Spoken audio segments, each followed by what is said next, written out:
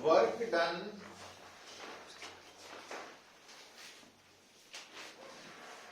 during thermodynamic process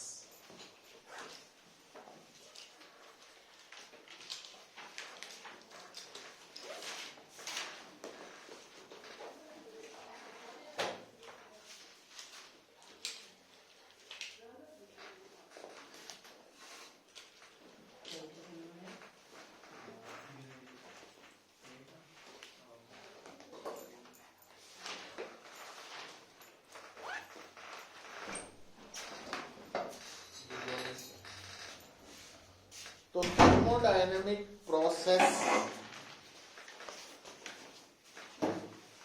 सब तो पहला हुंदा की फिर वर्क डन ते आने कल आपां डिस्कशन कीती सी इंटरनल एनर्जी दी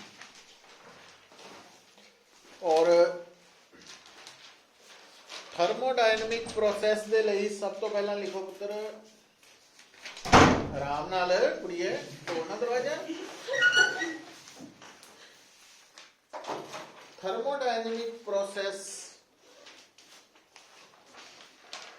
दा मतलब की है लिखो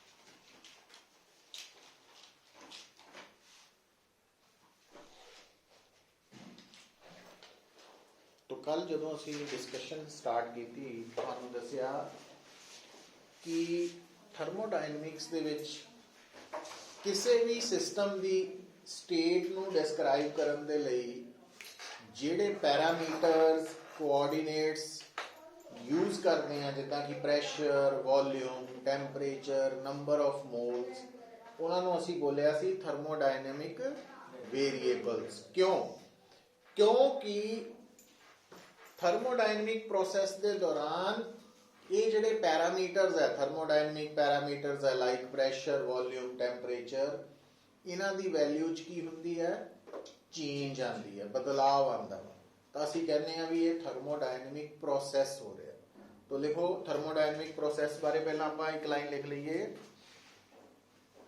कि when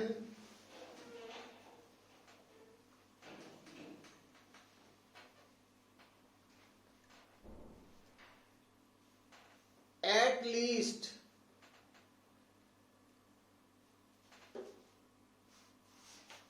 anyone thermodynamic parameter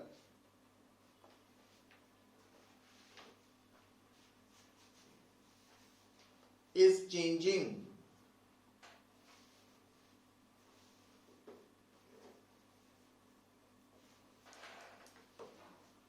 then thermodynamic process is said to take place. Thermodynamic process is said to take place.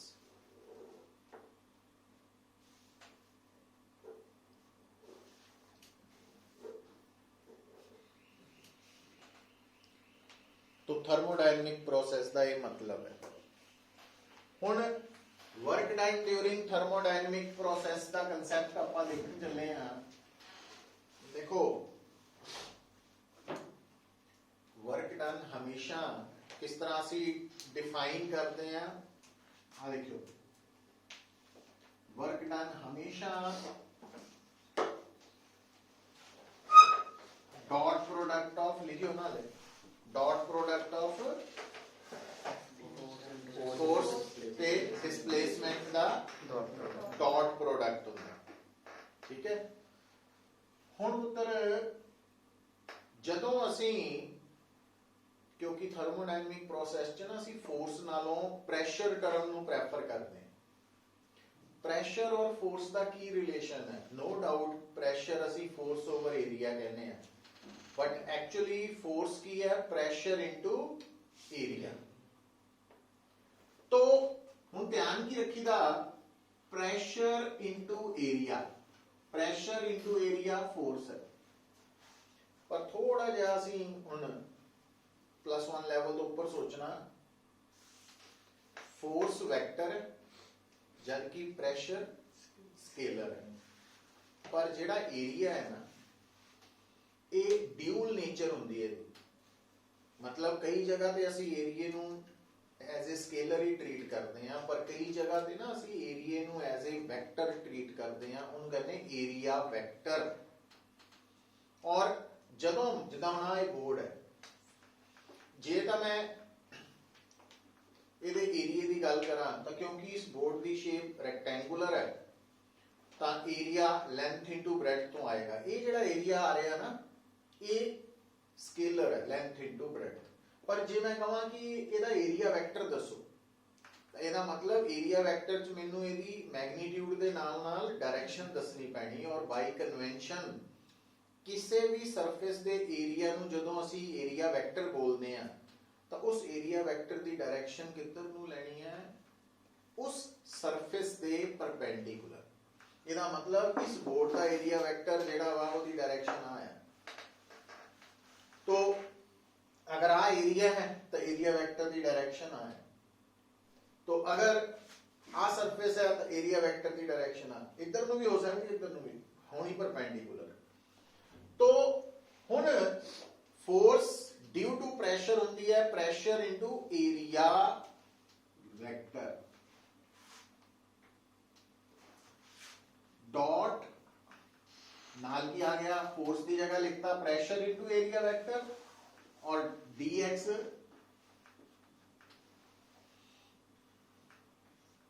Area vector ते डिस्प्लेसमेंट दे डॉट प्रोडक्ट नु ਅਸੀਂ ਕਹਿੰਦੇ ਆ वॉल्यूम।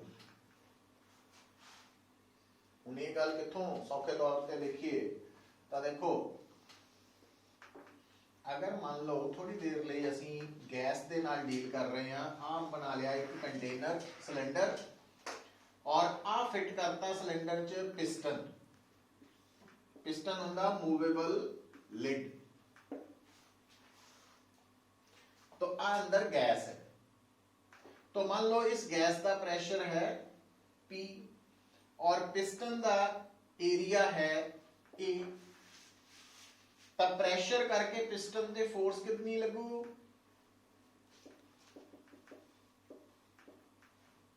ये आप स्केलर फॉर्म च डिस्कस कर रहे हैं। तो ये जिहड़ी फोर्स लगेगी ये पिस्टन नू की करेगी, बाहर नू शिफ्ट करेगी। जे तां पिस्टन बहुत ज्यादा दूर चला जाए तां वॉल्यूम बहुत ज्यादा चेंज करेगा तो प्रेशर भी बदल जाएगा।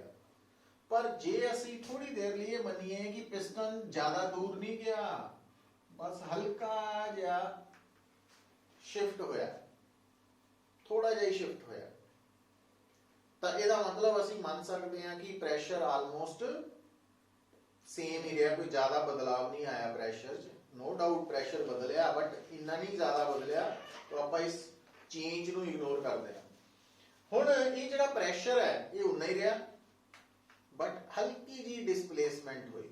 हुण आ जिहड़ी डिस्प्लेसमेंट हुई dx वो इस फोर्स ने करवाई, ते फोर्स ते डिस्प्लेसमेंट क्योंकि दोनों सेम डायरेक्शन च नजर आ रहे हैं, तो वर्क डन की हो F dx cos 0 degree, dot product होगा ना, आईनी आ गई। बट फोर्स की है pressure into area into dx। ਜਦੋਂ ਆਪਾਂ ਏਰੀਆ ਨੂੰ ਡਿਸਪਲੇਸਮੈਂਟ ਨਾਲ, तो ਆ ਵਾਲਾ ਜਿਹੜਾ ਵੋਲਿਊਮ ਚੇਂਜ ਹੋਇਆ, तो ये वॉल्यूम चेंज कितनी हुई, स्मॉल ही हुई ना, क्योंकि डिस्प्लेसमेंट भी स्मॉल है। तो ਇਹਦਾ मतलब ਥਰਮੋਡਾਇਨਾਮਿਕਸ ਦੇ ਵਿੱਚ ਜਿਹੜਾ वर्क डन है वो ਆਪਾਂ नो डाउट शुरुआत ਅਸੀਂ डॉट प्रोडक्ट ऑफ फोर्स वाले तो ही की, बट फाइनली PdV पे आ गए।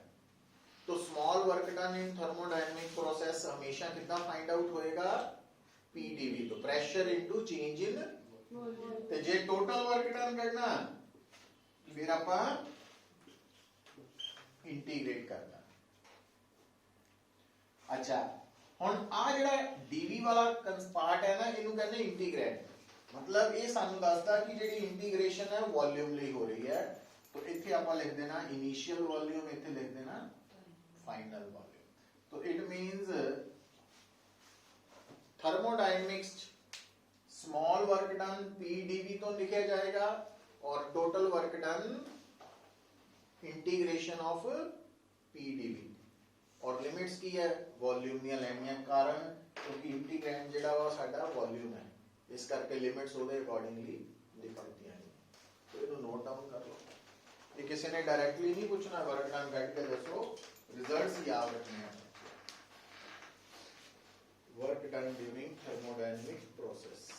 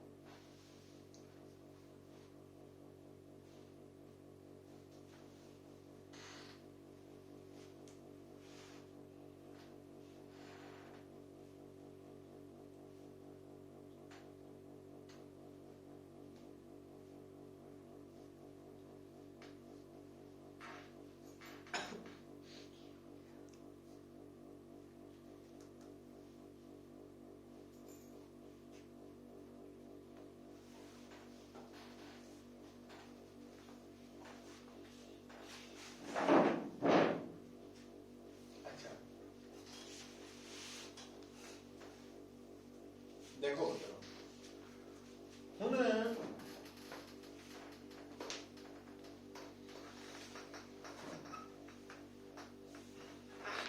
थर्मोडायनेमिक दे विच यू का मतलब सी इंटरनल एनर्जी, du का मतलब है change, very small change in, हाँ small change in internal energy. ते डेल्टा यू का मतलब है total change in internal energy. और dw का मतलब है स्मॉल वर्क डन, और w का मतलब है total work done during thermodynamic process. और Q है heat exchanged between system and surrounding. ते DQ भी है small heat exchange between system and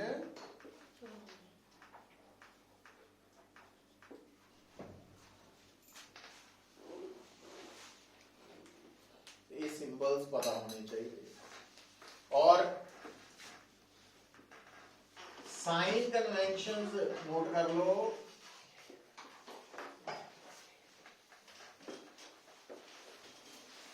पहला नोट कर लो साइड पे rough, rough in the sense इन्हां तो बिना नहीं गुजारा कोई भी अपना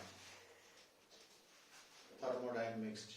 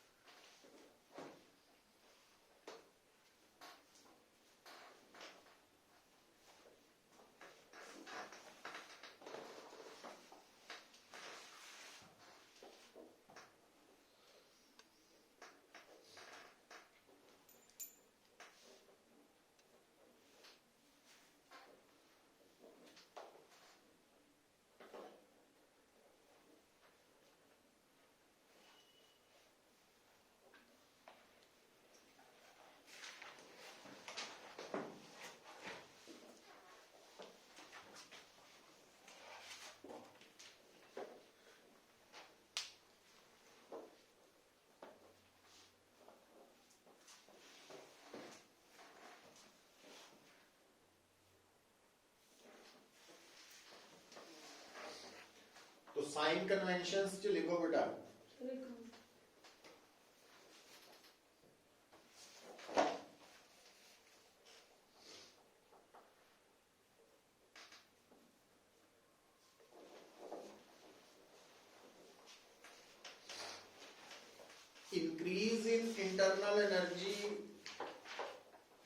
Increase in internal energy positive,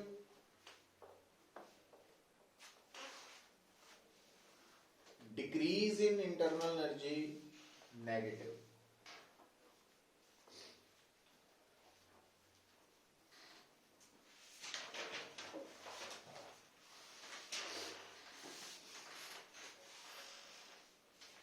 दूसरा, heat given to the system, जिन्हों आप कह सकते हैं heat absorbed by the system।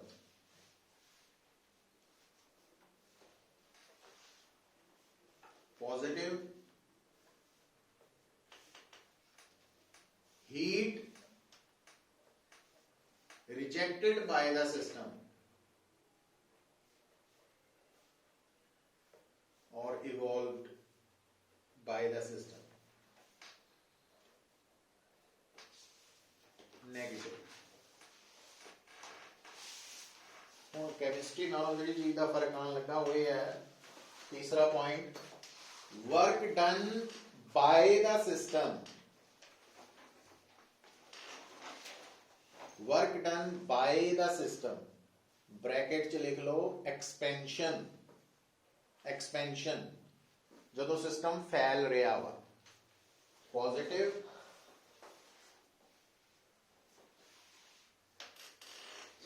Work done on the system. Work done on the system, bracket च लिखो कंप्रेशन इज नेगेटिव। तो ये साइन यूज होने हैं। तो अगर गैस एक्सपैंड कर रही होएगी तो उस वक्त गैस का वर्क डन असी प्लस साइन दे नाल यूज करांगे, ते जे गैस कंप्रेस हो रही होएगी तो work done on the gas हो रही है सिस्टम, तो वो नेगेटिव साइन नाल यूज किया जाएगा। केमिस्ट्री तो उल्ट। अच्छा, फिर लिखो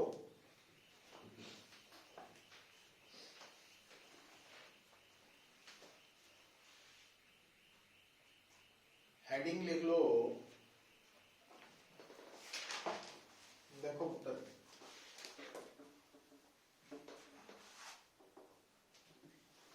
first law of thermodynamics. First law of thermodynamics.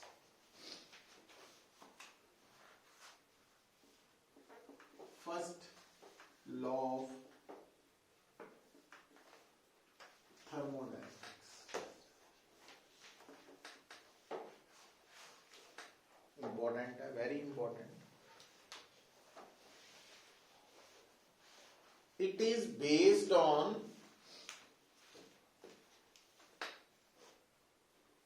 law of conservation of energy।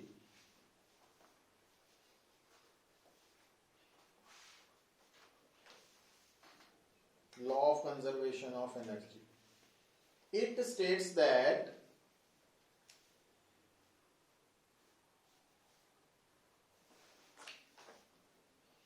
heat given to the system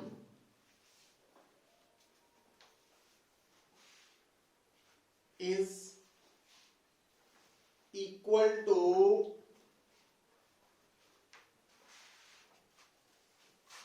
sum of increase in its internal energy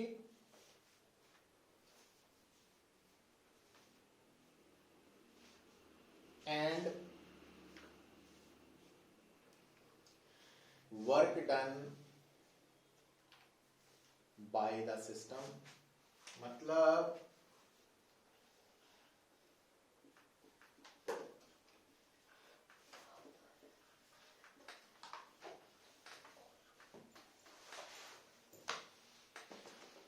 system ਨੂੰ ਮਿਲਣ ਵਾਲੀ ਹੀਟ, ਸਿਸਟਮ ਦੀ ਚੇਂਜ ਹੋਣ ਵਾਲੀ ਇੰਟਰਨਲ એનર્ਜੀ, ਸਿਸਟਮ ਦਾ work done, ਇਹ ਤਿੰਨਾਂ ਦਾ relation first ਲਾ ਤੋਂ ਆ ਰਿਹਾ। फिजिक्स से थोड़ा फर्क है केमिस्ट्री वाले में। तो ये टोटल हीट है, ये total change in internal energy है, टोटल वर्क डन है। ते इन differential form first law of thermodynamics की हो जाता इस तरह, small heat, small change in internal energy, small work done, ये डिफरेंशियल फॉर्म है। ये मोर जनरल है, ये पर्टिकुलर है, बट साडे लिए ज्यादा कोई फर्क नहीं रहना इन्हां, ठीक है। और जदों first law of thermodynamics apply होएगा तां हीट जे दा सिस्टम नूं मिल रही है तो फिर असीं प्लस साइन दे नाल वैल्यू पुट करांगे, पर जे हीट सिस्टम ने रिजेक्ट की है तो फिर वो नेगेटिव साइन नाल यूज होएगा। इतना ही अगर वर्क डन, सिस्टम एक्सपैंड होया तो वर्क डन पॉजिटिव लिया जाएगा, जे सिस्टम कंप्रेस होया तो वर्क डन दी value with negative sign put होएगी। इतना ही डेल्टा यू है, जे इंक्रीज हुई तो पॉजिटिव, जे डिक्रीज हुई तो नेगेटिव। चलो हुण ये जिहड़ा थर्मोडायनेमिक्स दा फर्स्ट लॉ है, इहदी एप्लीकेशंस करन तो पहला होया कि thermodynamics they which first law पता लग गया, सैकेंड लॉ भी पता लग गया, उस तो बाद एक लॉ पता लगा जिहड़ा मतलब तीसरे नंबर ते पता लगा, पर सीगा वो इन्हां दोनों दा बेस। हुण 0 1 2 तो पहला आंदा 0 1 2, हुण नामकरण हो चुका सी फर्स्ट लॉ सैकेंड लॉ, तो जो बाद वाला लॉ जिहड़ा सी वो पता लगा भी ये फर्स्ट सैकेंड दा बेस है, भी इहदा नंबर पहला आना चाहिए। तो पहले तो पहला नंबर की हुंदा 0, जिस करके उसका नाम लिखता जीरथ लॉ ऑफ थर्मोडायनेमिक्स। तो जीरथ, जीरो तो बनाया उन्होंने, तो साइंटिस्ट का नाम नहीं है ये,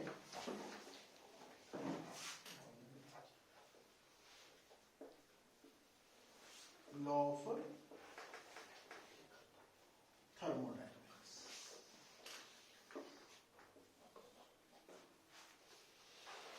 क्योंकि जिहड़ा थर्मोडायनेमिक्स है ना, उसका एक बेस है पुत्र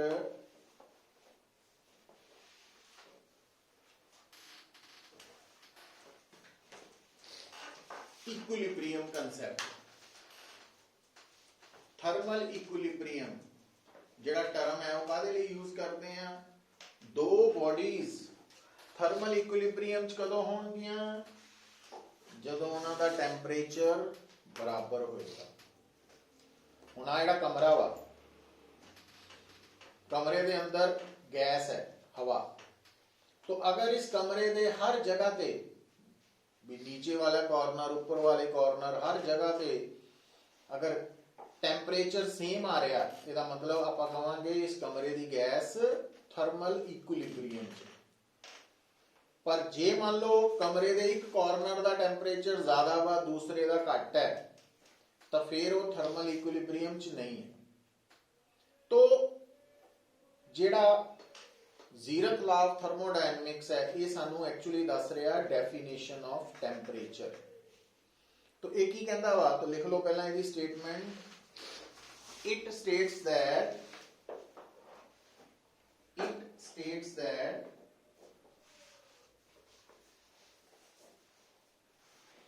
if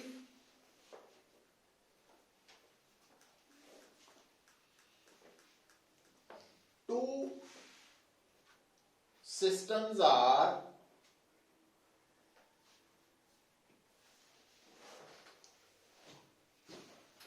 separately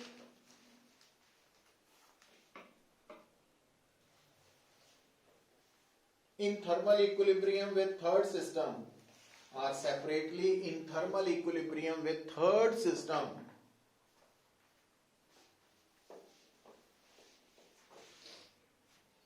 then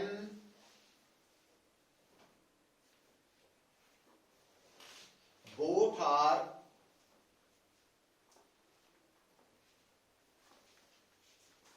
also in thermal equilibrium with each other.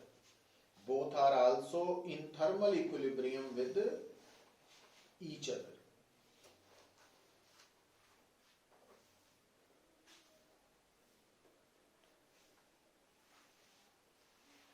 मतलब अगर आप ए बी सी तीन सिस्टम्स मान लीजिए, तो अगर ए और सी थर्मल इक्विलिब्रियम च है, थर्मल इक्विलिब्रियम का मतलब ए और सी का टेंपरेचर बराबर है, बी और सी भी थर्मल इक्विलिब्रियम च है। तो अगर ए और सी थर्मल इक्विलिब्रियम च है, बी और सी थर्मल इक्विलिब्रियम च है, तो इसका मतलब ये आपस च भी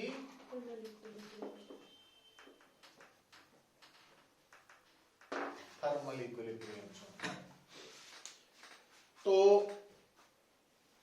हुण इहदे लई जीरक दा असीं ऑब्जर्व कर सकते हैं कि मान लो आ तुहाडे कोल एक एनक्लोजर है, बॉक्स है, कंटेनर है, और इस कंटेनर दियां ਜਿਹੜੀਆਂ दीवारां आ वो डबल वॉल है। डबल वॉल का मतलब होंदा हीट एक्सचेंज नहीं हो सकती।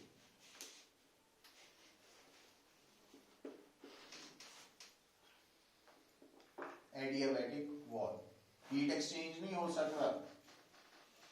ਇਹਦੇ अंदर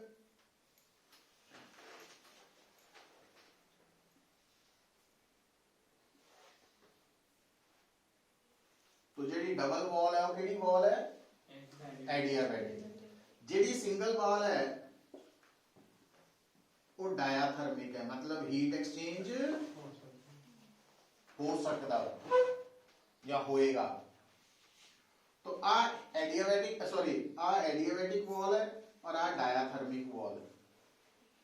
ਇਹਦੇ ਚ ਭਰਤੀ ਗੈਸ A, ਇਹਦੇ ਚ ਫਿਲ ਕਰਤੀ ਗੈਸ B, ਇਹਦੇ ਚ ਪਾਤੀ ਗੈਸ C।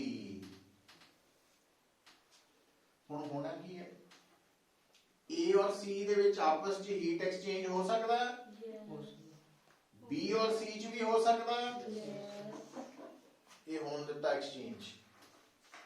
ਜਦੋਂ ਹੀਟ ਐਕਸਚੇਂਜ ਹੋਣ ਦਿੱਤਾ, कुछ देर बाद ऑब्जर्व की कीता ए और सी दे विच हीट एक्सचेंज होना बंद हो गया, मतलब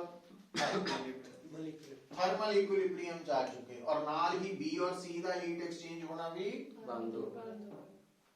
ये भी आपस च थर्मल इक्विलिब्रियम च आ गए। दोनों का टेंपरेचर ए और सी दा भी बराबर, बी और सी दा भी बराबर। आगे की दीवार है, इसका मतलब इस वक्त ए और बी आपस च डायरेक्टली हीट एक्सचेंज नहीं हो सकता, पर इन्हां च हो सकता सीगा, पर कुछ देर बाद इन्हां च हीट एक्सचेंज होना भी बंद हो गया ना। ए और सी थर्मल इक्विलिब्रियम, बी और सी। हुण की कीता सी, आ जिहड़ी वॉल है एडियाबैटिक वॉल, इनू डायाथर्मिक वॉल दे नाल रिप्लेस करता। मतलब ये जी डबल वॉल है, इनू हटा के इसकी जगह ते सिंगल वॉल बना दी। हुण ए और बी हीट एक्सचेंज हो सकता, पर होना नहीं। क्यों नहीं होना? क्योंकि ये आपस में थर्मल इक्विलिब्रियम च आ चुके हैं।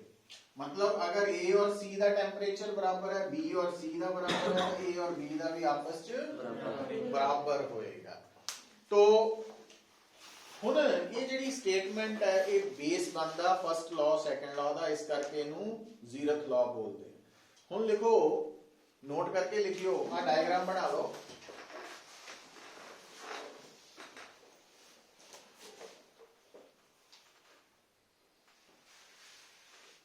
इनू इदा कर लियो, ये मतलब आप लिखन तो बिना ही, आ देखो बेटा,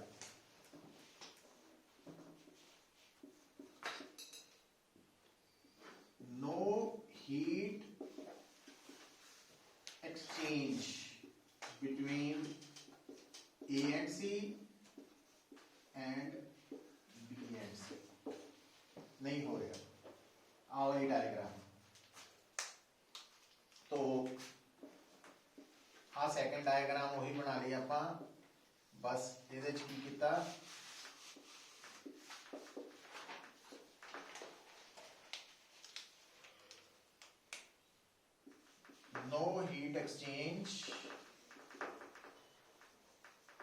between A and C, B and C, as well as between A and B. मतलब हाँ इनिशियली सी या फाइनली हो गया after replacing adiabatic wall with the diathermic wall.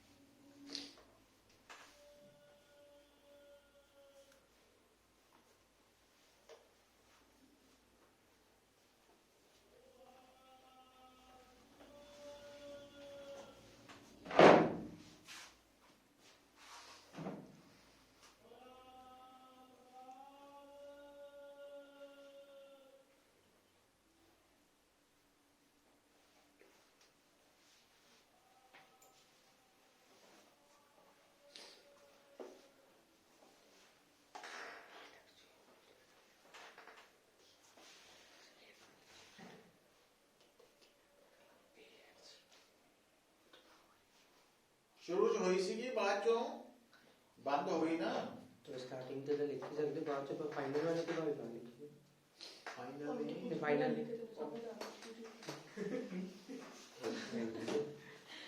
ए और सी च हीट एक्सचेंज होनी बंद हो गई है बी और सी च भी बंद हो गई है ਇਹਦਾ मतलब जे आ दीवार ਨੂੰ डायाथर्मिक ਨਾਲ ਵੀ ਰਿਪਲੇਸ ਕਰ ਦਾਂਗੇ ਤਾਂ ਇਹਦੇ ਤੇ ਵੀ ਹੀਟ ਐਕਸਚੇਂਜ ਨਹੀਂ ਹੋਣੀ ਅਸੀਂ ਉਹਦੇ ਨਾਲ ਡੀਲ ਕਰ ਰਹੇ खुशी तेन आई यस अच्छा नहीं है मैंने कुछ सुना नहीं और समझ आ गया पूरी सही क्वेश्चन है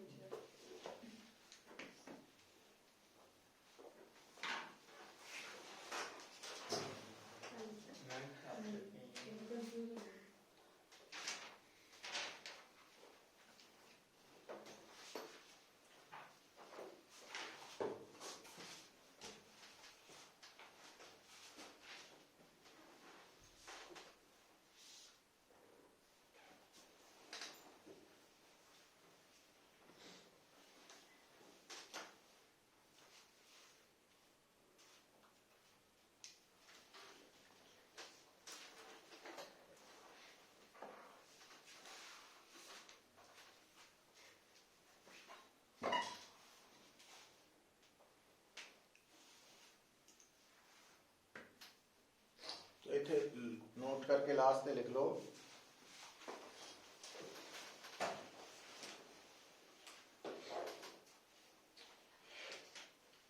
Zeeran's law of thermodynamics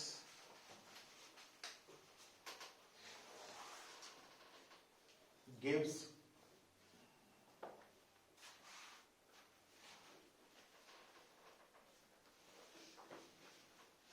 definition of temperature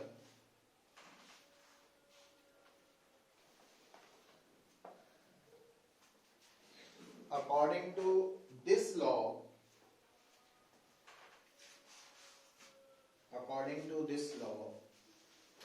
temperature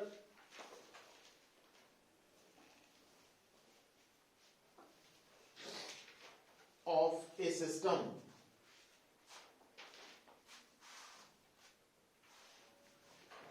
decides the direction of flow of heat.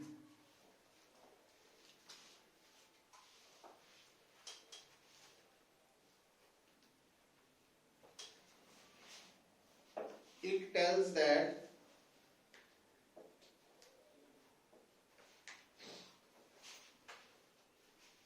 heat always flows from higher temperature to lower temperature.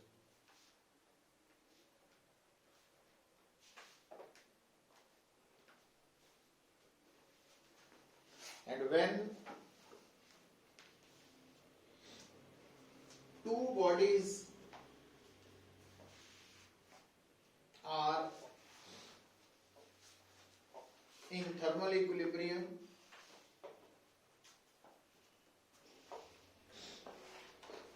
no flow of heat takes place.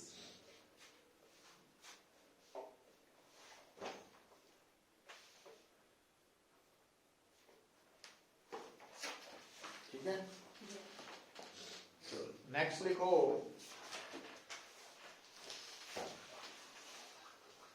Heading बना लियो thermal equilibrium.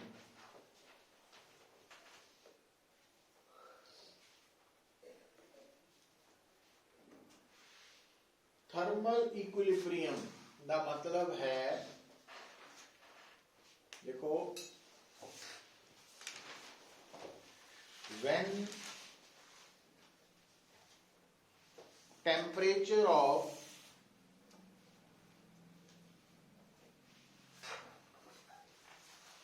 every point in the system, temperature of every point in the system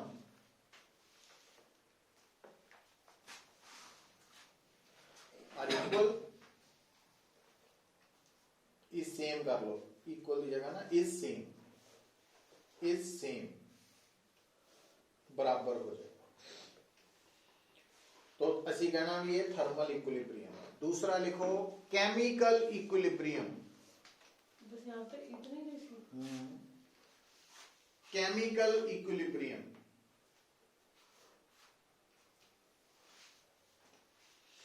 chemical equilibrium का मतलब when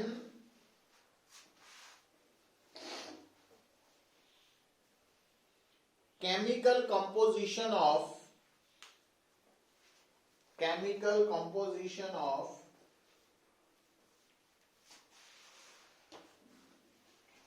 each portion of the system remains same.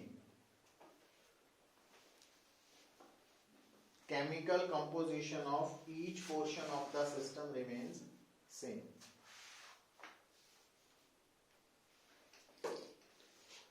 मतलब ਹੁਣ ਜਿੱਦਾਂ ਅਗਰ ਆਪਾਂ ਇਸ ਕਮਰੇ ਦੀ ਗੱਲ ਕਰੀਏ ਤਾਂ ਇਸ ਕਮਰੇ 'ਚ ਸਾਡਾ ਸਿਸਟਮ ਅਗਰ 에ਅਰ ਹੈ ਤਾਂ ਅਗਰ ਮੰਨ ਲਓ ਇਸ ਕਮਰੇ ਦੇ ਕਿਸੇ ਕਾਰਨਰ 'ਚ 에ਅਰ ਦੇ ਜਿਹੜੇ ਕੰਪੋਨੈਂਟਸ ਹੈ, ਅਲੱਗ-ਅਲੱਗ ਐਲੀਮੈਂਟਸ ਹੈ, ਉਹ ਆਪਸ 'ਚ ਰਿਐਕਟ ਕਰ ਰਹੇ ਹੋਣ, ਉੱਥੇ ਨਵਾਂ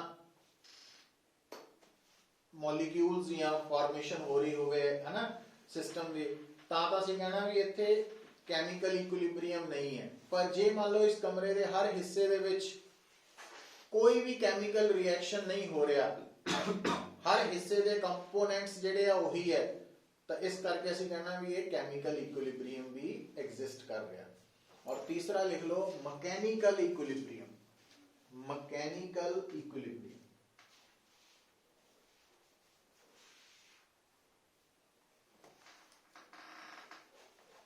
मैकेनिकल इक्विलिब्रियम है when pressure at every portion of the system is same. Pressure at every portion of the system is same. अगर इस कमरे के अंदर जिहड़ा सिस्टम एयर है उहदे अंदर हर जगह ते प्रेशर इको जिहा ही है, किते घट या ज्यादा नहीं है, तो वो असीं कहना भी मैकेनिकल इक्विलिब्रियम भी एग्जिस्ट कर रहा है। और जिथे तीनों इक्विलिब्रियम्स एग्जिस्ट करनगे उत्थे आपां एक टर्म यूज करनी है, लिखो thermodynamic equilibrium. Thermodynamic equilibrium,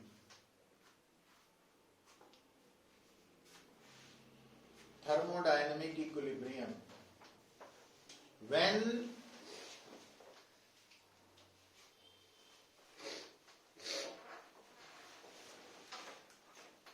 thermal equilibrium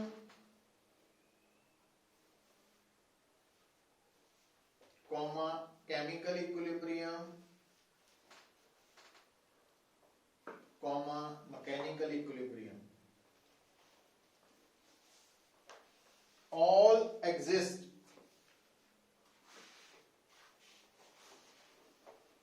in a system,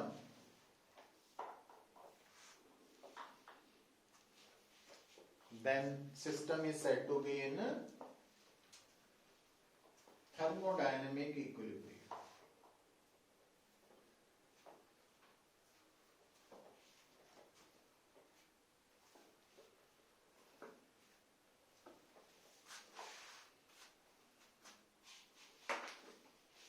देखो पुत्रों, ਹੁਣ ਇਸ ਗੱਲ ਨੂੰ ਦੋ ਲਾਈਨਾਂ 'ਚ ਸਮਝ ਲਓ।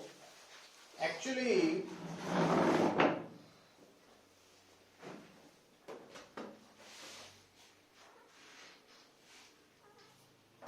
ਜਦੋਂ ਅਸੀਂ ਥਰਮੋਡਾਇਨਾਮਿਕਸ ਦੀ ਗੱਲ ਕਰਦੇ ਹਾਂ ਤਾਂ ਥਰਮੋਡਾਇਨਾਮਿਕਸ ਦੇ ਵਿੱਚ ਅਸੀਂ ਕਿਸੇ ਵੀ ਸਿਸਟਮ ਦੇ ਅੰਦਰ ਹੋ ਰਹੀ ਚੇਂजेस ਬਾਰੇ ਦੇਖਦੇ ਹਾਂ।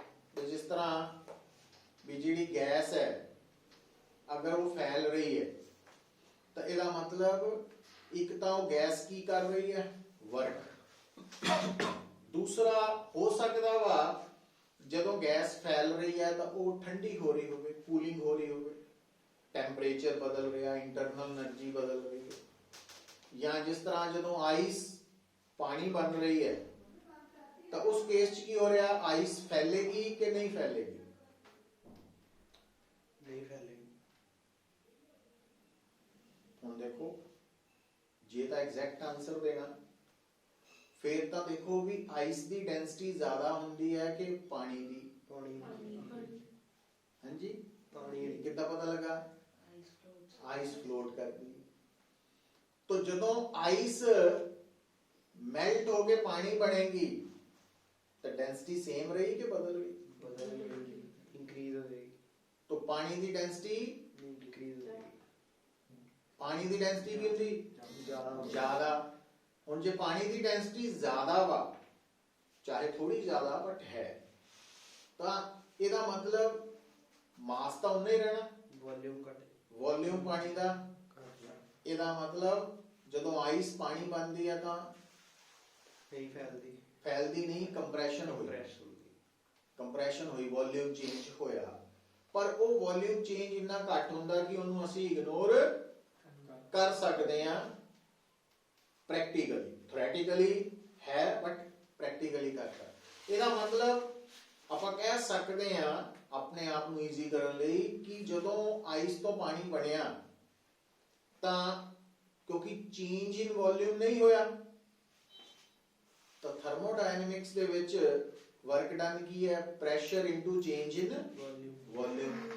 तो वर्क डन नहीं होया, जीरो बनया जाएगा। पर इंटरनल एनर्जी की करेगी?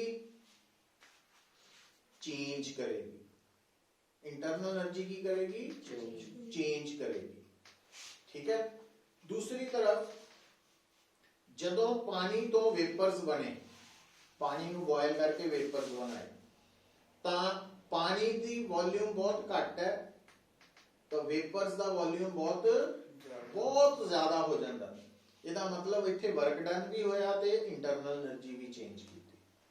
ਤੋਂ ਕਹਿਣ ਦਾ ਮਤਲਬ ਇਹ ਕਿ ਜਦੋਂ ਸਾਡੇ ਸਾਹਮਣੇ ਕੋਈ ਥਰਮੋਡਾਇਨਾਮਿਕ ਪ੍ਰੋਸੈਸ ਹੋ ਰਿਹਾ ਤਾਂ ਅਸੀਂ ਉਸ ਸਿਸਟਮ 'ਚ ਆ ਰਹੀਆਂ ਚੇਂजेस ਨੂੰ ਨੋਟ ਕਰਦੇ ਹਾਂ ਕਿ ਇਹਨੇ ਕੋਈ ਵਰਕ ਡਨ ਕੀਤਾ, ਇਹਨੂੰ ਕੋਈ ਹੀਟ ਮਿਲੀ, ਇਹਦਾ ਕੋਈ ਇੰਟਰਨਲ એનર્ਜੀ ਚੇਂਜ ਹੋਈ, ਇਹਦਾ ਟੈਂਪਰੇਚਰ ਬਦਲਿਆ, ਇਹਦਾ ਪ੍ਰੈਸ਼ਰ ਬਦਲਿਆ, ਵੋਲਿਊਮ ਬਦਲਿਆ। ਇਹਨਾਂ ਚੀਜ਼ਾਂ ਤੇ ਸਾਡਾ ਧਿਆਨ ਹੁੰਦਾ।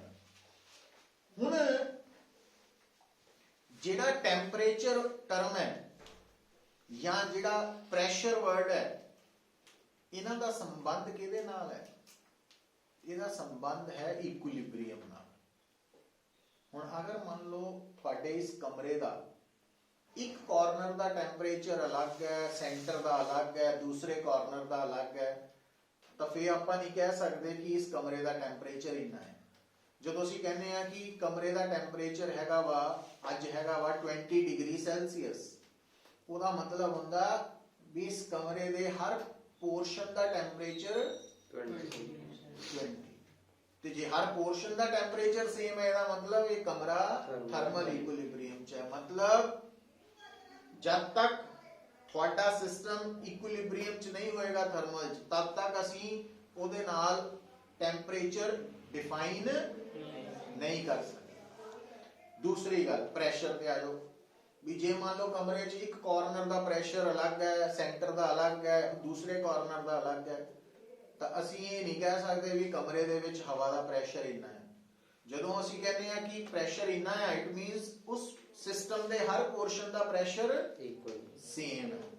ਕਿਹੜਾ equilibrium? Mechanical.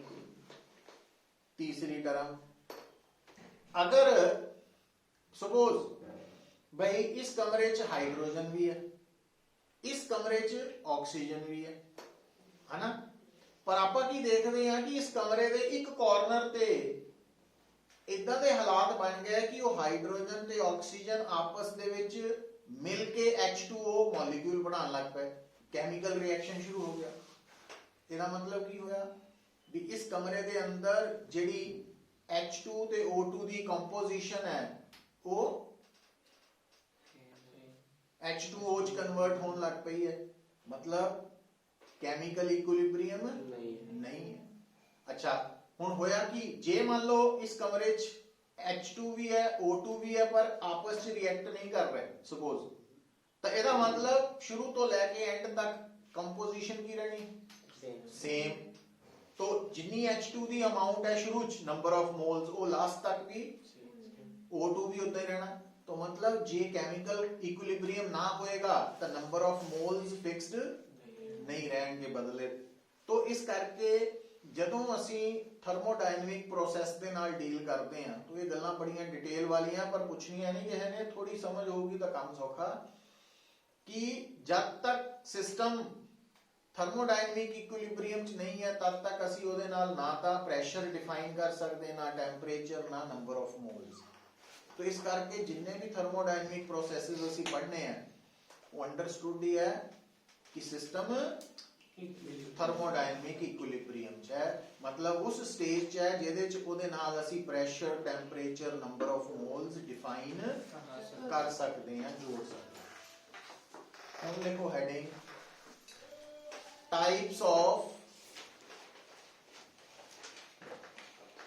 types of thermodynamic processes।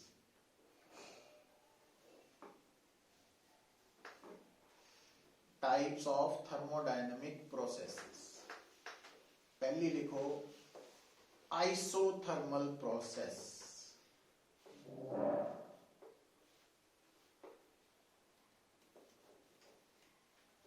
ਹੁਣ ਆਈਸੋਥਰਮਲ ਪ੍ਰੋਸੈਸ ਦੀ ਕੀ ਪਹਿਚਾਨ ਹੈ? जो मर्जी बदल जाए टेम्परेचर नहीं बदलना चाहिए। आइसो मतलब सेम, थर्मल हीट टेम्परेचर नाल रिलेशन। तो isothermal process temperature remains constant, बाकी जेड़ा बदलदा बदलन दियो, टेम्परेचर ना बदले। तो isothermal process temperature remains constant, capital T is equal to constant। Equation बना के लिख लो ना इन्हें, T कांस्टेंट। जे T कांस्टेंट है तो टेम्परेचर च कोई चेंज आ रही है नहीं, तो डेल्टा T 0।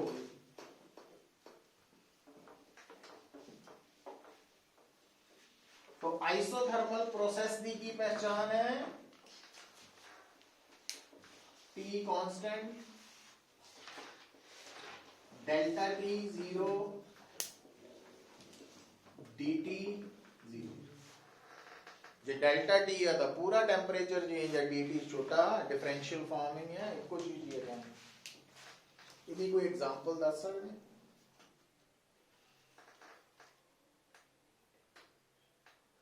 सर, जिदा गर्म पानी थर्मस बॉटल च पिया होवे, टेंपरेचर चेंज नहीं कर सकते जिन्ने देर तक हीट ट्रांसफर नहीं की उन्हें। एक तो हो गया, दूजा मेल्टिंग ऑफ आइस। आइस जो मेल्ट होती है तो टेम्परेचर क्या रहता? 0 डिग्री फिक्स ही रहता। जो पानी बॉयल होता तो भी टेम्परेचर 100 डिग्री कांस्टेंट ही रहता। तो लिख लो, तो आइसोथर्मल प्रोसेस की एग्जांपल की हो गई, melting of ice, boiling of water,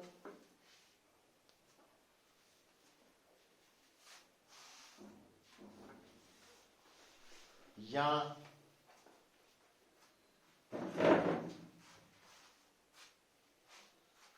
hot T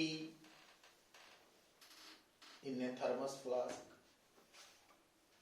thermos flask पई हुई गरम चाह, तो प्रैक्टिकली तो वो टाइम नाल थोड़ी ठंडी हो ही जानी क्योंकि लीकेज होंगी है, बट ਆਪਾਂ ਇਹਨੂੰ आइडियल केस मान के चलते हैं भी वधिया थर्मस फ्लास्क है तो लीकेज नहीं हो रही।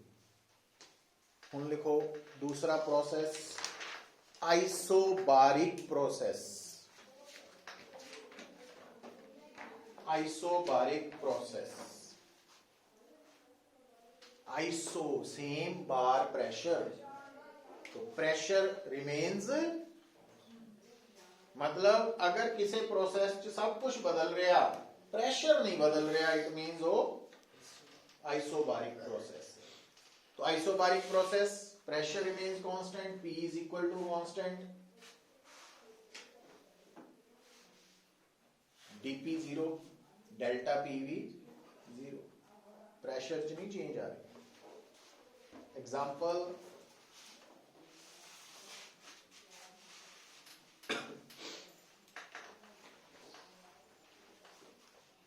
boiling of water, boiling of water in open container, जिहदे उपर छत नहीं, ढक्कन नहीं लाया, तो पानी जिहड़ा बॉयल हो रहा किन्ने प्रैशर पे हो रहा, एटमॉस्फेरिक प्रैशर। इदां ही मेल्टिंग ऑफ आइस,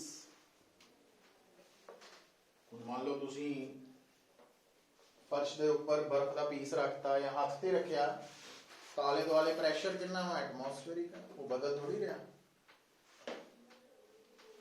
ठीक है, फिर लिखो आइसोकोरिक प्रोसेस, आइसोकोरिक प्रोसेस,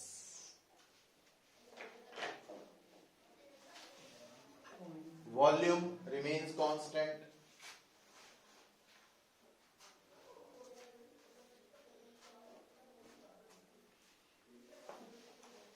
की होया डेल्टा V 0 या dV 0 है ना। आइसोकोरिक केड़ी एग्जांपल, मेल्टिंग ऑफ आइस नू ले सकते हैं, है नहीं पूरी तरह नाल बट ले सकते हैं कोई, melting of ice. Sir boiling water in closed container, boiling water enclosed container च हो सकता है, या हीटिंग बॉइलिंग ना भी होवे, ਜਦੋਂ ਆਪਾਂ ਕਿਸੇ ਸੋਲਿਡ ਨੂੰ ਹੀ, ਕੋਈ ਸੋਲਿਡ ਬੋਡੀ ਨੂੰ ਹੀਟ ਕਰਦੇ ਆ ਆਪਾਂ, नो डाउट ਆਪਾਂ ਥਰਮਲ ਐਕਸਪੈਂਸ਼ਨ ਪੜ੍ਹੀ ਹੈ, ਇਹਦੇ ਵਿੱਚ ਕੋਈ ਸ਼ੱਕ ਨਹੀਂ, ਬਟ ਜਦੋਂ ਤੁਸੀਂ ਕਿਸੇ ਮੈਟਲ ਨੂੰ ਹੀਟ ਕਰਦੇ ਆ ਤਾਂ ਉਹਦੀ ਜਿਹੜੀ ਪ੍ਰੈਕਟੀਕਲੀ ਐਕਸਪੈਂਸ਼ਨ ਹੈ ਵੀ ਫਾਈਨਲ ਵੋਲਿਊਮ ਤੇ ਇਨੀਸ਼ੀਅਲ ਵੋਲਿਊਮ ਚ ਚੇਂਜ ਬਹੁਤ ਘੱਟ ਹੈ, ਆਲਮੋਸਟ ਜ਼ੀਰੋ ਦੇ ਬਰਾਬਰ ਹੀ ਹੈ, ਜ਼ਿਆਦਾ ਨਹੀਂ ਹੈ। तो कह सकते हैं ਅਸੀਂ हीटिंग ऑफ मेटल पीस। ठीक है, तो ਜਿਹੜਾ लास्ट लिखना ते कल करांगे शुरू, एडियाबैटिक प्रोसेस। हेडिंग लिख लो बस, ਇਹਦੇ बारे कल डिस्कस करांगे। ठीक है, तो अज देखो जाके